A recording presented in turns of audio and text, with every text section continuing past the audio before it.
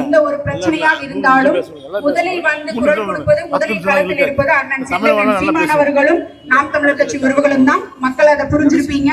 இந்த முறையும் யாருக்கு வாக்கு செலுத்தினீங்களோ அவங்க வாயே திறக்கல. ஆனா நாம் தமிழர் கட்சி உறவுகளும் அண்ணன் செந்தமிழன் சீமான் அவர்கள் மட்டும்தான் சொல்றாங்க. அண்ணன் ஆரம்பத்திலே சொல்லிட்டு இருக்காரு, என் பெண் பிள்ளைய தொட்ட அப்படின்னா உன்னை முதல் கொண்டு புதைச்சிட்டு தான் அந்த குழந்தைய நான் வந்து எடுப்பேன் அப்படின்னு சொல்லி. ஆனா வந்து நீங்க அவருக்கு வாய்ப்பு கொடுக்கல. ஏன்னா தொடர்ந்து இந்த ஆட்சியாளர்கள் திமுகவாகட்டும் அதிமுகவாகட்டும் இப்ப வந்து தாவேகா ஆட்சியிலும் தொடர்ந்து பெண்களுக்கு வந்து பாதுகாப்பே கிடையாது. அது சின்ன 2 வயசு குழந்தையா இருந்தாலும் சரி, 80 வயசு பாட்டியா இருந்தாலும் சரி.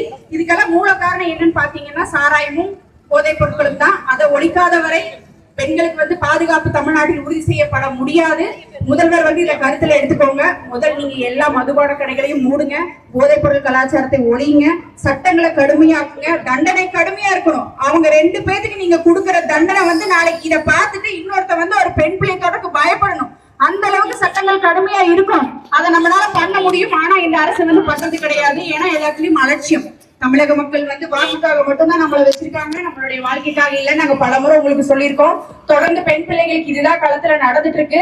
மக்கள் கொஞ்சம் விழிப்படைஞ்சுக்கோங்க. எந்த போராட்டமாக இருந்தாலும் நாம் தமிழர் கட்சி உங்களுக்கு உறவுகள் வந்து உறுதுணையா இருப்போம். அண்ணன் செந்தமிழன் சீமான் அவர்களும் நாம் தமிழர் கட்சியும் உங்களுக்கு உறுதுணையா இருக்கும்.